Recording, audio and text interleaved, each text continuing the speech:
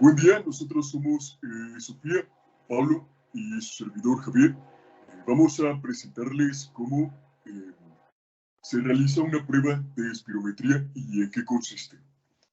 Y en primer lugar, ¿qué es la espirometría?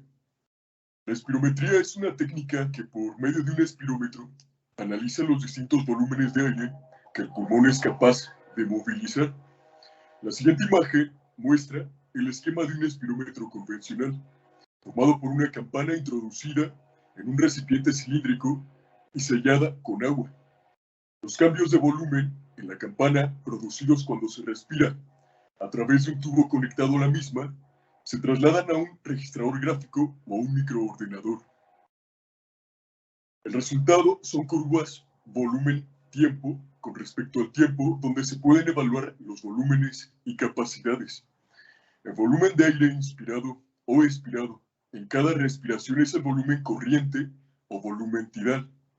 El volumen máximo de gas que puede ser inspirado a partir del volumen tidal es el volumen de reserva inspiratorio. Y el volumen máximo de gas que puede ser expirado a partir del volumen tidal es el volumen de reserva expiratorio. El volumen máximo de gas es el volumen máximo de gas capaz de ser movilizado por los pulmones es la capacidad vital y corresponde con la suma del volumen tidal, el volumen de reserva inspiratorio y el volumen de reserva expiratorio. El volumen de gas que queda en el pulmón después de una expiración máxima es el volumen residual. La suma del volumen residual con la capacidad vital constituye la capacidad pulmonar total, que es la máxima cantidad de gas que los pulmones pueden albergar. Tipos de espirometría es la espirometría simple y la espirometría forzada. La espirometría simple consiste en que la persona respire lentamente, primero con normalidad, luego tendrá que soltar todo el aire que pueda. Así se mide el volumen de aire que entra y sale de los pulmones, el máximo que podría entrar y salir. La espirometría forzada consiste en solicitar al sujeto que después de una inspiración máxima expulse todo el aire en el menor tiempo posible. Esta técnica proporciona información de mayor relevancia clínica, ya que permite establecer una posible alteración ventilatoria y tipificarla. De los anteriores parámetros se puede obtener la capacidad vital forzada, que en condiciones normales es igual a la capacidad vital. El volumen expiratorio forzado en un segundo, el flujo expiratorio máximo entre 25 y 75% de la capacidad vital forzada y el cociente entre el volumen expiratorio forzado en un segundo y la capacidad vital forzada, que en condiciones normales oscila entre el 70 y el 80%. La combinación de la capacidad vital forzada, el volumen expiratorio forzado en un segundo y el volumen expiratorio y el cociente del volumen expiratorio forzado permite detectar en muchos casos si existe una alteración ventilatoria obstructiva, restrictiva o mixta. En estas siguientes gráficas se muestra cómo se ve en el análisis, en la interpretación de los resultados, las curvas de una gráfica normal, una obstructiva y una restrictiva. En el eje de las Y tenemos el flujo y en el eje de las X el volumen. ¿Cuándo se puede indicar una espirometría? Bueno, tu médico te puede sugerir una prueba de espirometría cuando sospeche que tus signos o síntomas pueden deberse a una enfermedad pulmonar crónica, como lo pueden ser el asma, la enfermedad pulmonar obstructiva crónica, el enfisema pulmonar, una bronquitis crónica o una fibrosis pulmonar. O en otros casos, si ya tienes diagnosticado un trastorno pulmonar crónico, la espirometría pues nos puede dar un indicatorio de cómo estás recibiendo el tratamiento y cómo están funcionando los medicamentos. Si tus problemas respiratorios están bajo control o están empeorando o se necesita hacer un cambio del medicamento. En otros casos se puede utilizar para antes de como preoperatorio, para saber si tu función pulmonar es adecuada para la operación o se tiene que posponer. Y por último, en el ámbito laboral, para tener una función pulmonar de nuestros trabajadores, por ejemplo, en el caso de los que trabajan en mina, para saber cómo están de sus pulmones.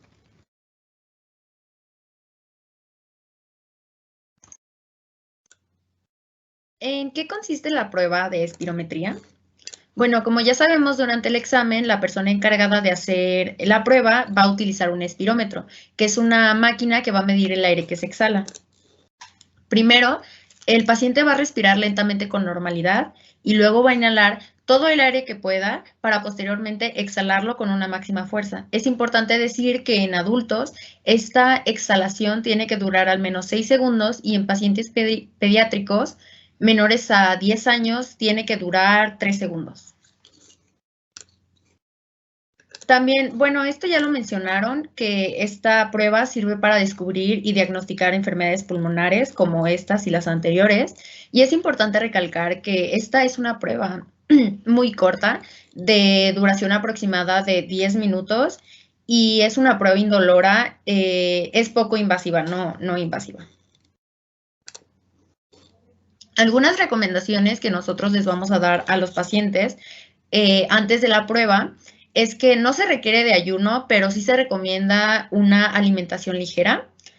Se debe de presentar vestido a la prueba con una ropa cómoda, como ropa de ejercicio holgada que no le apriete, y las mujeres no deben de asistir con sujetador para que no les oprime el tórax. No hay contradicciones en esta prueba, el embarazo o la lactancia no son un impedimento. Y en esta parte que dice no tomar ningún medicamento previo, pero sí informar previamente al médico de los fármacos que toma, como los broncodilatadores, hay que tener en cuenta que se tiene que suspender la última toma del broncodilatador, ya sea si es un broncodilatador de corta duración, unas 4 a 6 horas antes de la prueba, y si es un broncodilatador de larga duración, de 12 a 14 horas antes de la prueba, no se debe de usar este medicamento. También se debe de evitar fumar las horas previas a la prueba y evitar un ejercicio intenso. Para iniciar con esta prueba, el paciente se debe de sentar recto en una silla sin ruedas que esté fija y con un soporte en los brazos, con los pies en el suelo. El cuello y el tórax deben de estar en una posición recta y de hecho la cabeza tiene que estar ligeramente levantada para así facilitar la respiración. Este es un esquema que simplifica los pasos a seguir que debe de seguir el paciente en la espirometría, empezando con confirmar la posición correcta del paciente, como ya les mencioné antes, cómo debe de estar. Se debe de colocar la cabeza ligeramente elevada y esa posición la debe de mantener durante todo el procedimiento, no puede encorvarse. Luego le vamos a explicar al paciente cómo colocarse la boquilla. En un momento lo vamos a ver mejor explicado. Se usa una boquilla nueva con cada paciente y el paciente debe de cerrar la boca alrededor y no debe de dejar que salga el aire. A continuación se va a explicar la maniobra respiratoria que el paciente tiene que realizar, que es la exhalación y la inhalación. Se va a pinzar la nariz del paciente y después de 1 o 2 respiraciones normales, ya con la boquilla en la boca, se le indica que se realice una inspiración máxima forzada y posteriormente se va a realizar una exhalación de forma explosiva con un máximo esfuerzo. Como ya mencionamos, esta tiene que durar al menos 6 segundos en adultos. Y se le pide que repita la maniobra por lo menos otras 2 veces, porque necesitamos de 3 pruebas correctas, hechas correctamente y con resultados los más parecidos que se pueda, para que esta prueba sea correcta. A continuación les presentaré un breve video donde se explica de manera muy clara y corta cómo es la espirometría y cómo son las indicaciones que se les debe de decir que el paciente lleve a cabo. Yo voy a narrar este video y vamos a ver cómo esta persona que trabaja en el sector público va a hacerle una espirometría a este señor. Bueno, primero empieza el video explicándole que le va a hacer la prueba y cómo debe de colocar la boca sobre la boquilla. Debe de cerrarla completamente y se le va a tapar la nariz. Va a respirar unas cuantas veces normal y luego va a hacer una inspiración y una exhalación forzada. Esto debe de durar al menos 6 segundos en los adultos, que es el caso de este paciente, como ya lo había dicho. Le está diciendo que van a hacer un mínimo de 3 pruebas que deben de ser prácticamente iguales o lo más parecidas para tener un resultado certero. Se está poniendo gel en las manos y es importante aclarar que se va a usar una boquilla nueva con cada paciente. Si el paciente tiene prótesis dentales, le vamos a pedir que se la retire. Y podemos ver cómo no está tocando directamente la boquilla con sus manos. El paciente se encuentra en la posición correcta, con la cabeza ligeramente levantada y el torso recto. Él va a poner su boca sobre la boquilla y se le va a tapar la nariz. Va a respirar normal veces hasta que se respiración. Retenga todo el aire que pueda y lo saque en una exhalación forzada, que debe durar al menos 6 segundos, como ya se dijo. Y puede volver a respirar normal. Es importante quitarle las pinzas de la nariz para que el paciente se recupere y pueda hacer la siguiente prueba normal, ya con su capacidad respiratoria normal. Se vuelve a hacer, se respiran varias veces normal y cuando se le indique una inhalación. Y se suelta de manera forzada y abrupta.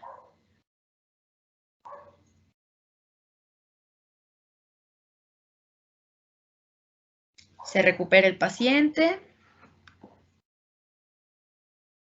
Si empieza a toser, hay que darle unos cuantos minutos. Aquí podemos ver el espirómetro. Al parecer, las dos últimas pruebas han sido correctas y si esta la realiza bien, nada más, no hay por qué repetirse. Va a respirar normal y cuando se le indique, otra inspiración forzada.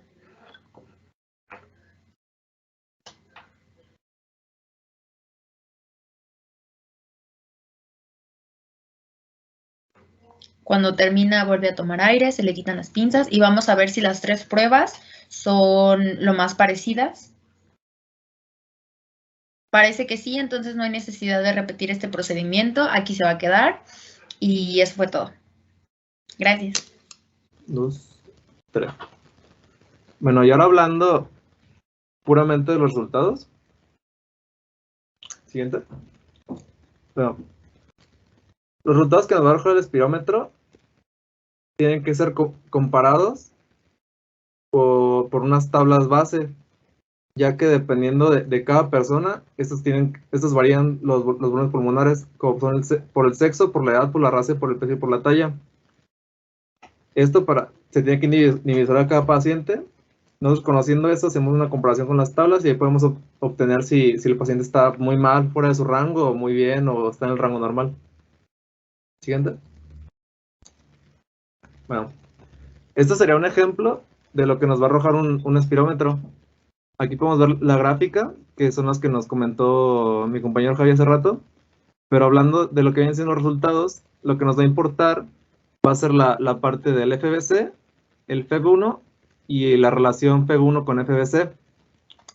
Viendo los porcentajes, en la última columna, si están por debajo de 80%, nos indica que ya está mal. El punto de corte es 80%. Mientras está arriba del 80, significa que está bien. Bueno, las alteraciones se pueden clasificar como el patrón obstructivo. En el caso de que nuestro FEV1 y el cociente FEV1-FBC estén bajos, nos indicaría un patrón obstructivo. Un patrón restrictivo sería una disminución del FBC sin un cambio o incremento de nuestra relación FEV1-FBC. Y el último, que es el patrón mixto, sería una disminución tanto del FEV1 como del FBC. Otra forma de clasificar, la podemos clasificar la alteración pulmonar entre leve, grave o moderada. ¿Esto cómo lo vamos a ver? Dependiendo del porcentaje, leve se clasifica entre un 65 y un 80%. Moderada, valores entre el 50 y el 65.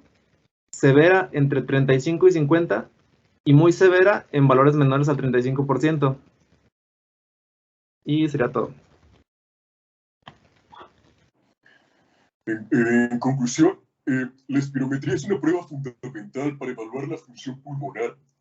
Nos da información de la cantidad de aire total que tienen nuestros pulmones y de la velocidad con la que desplazamos estos volúmenes de aire, que son los flujos pulmonares.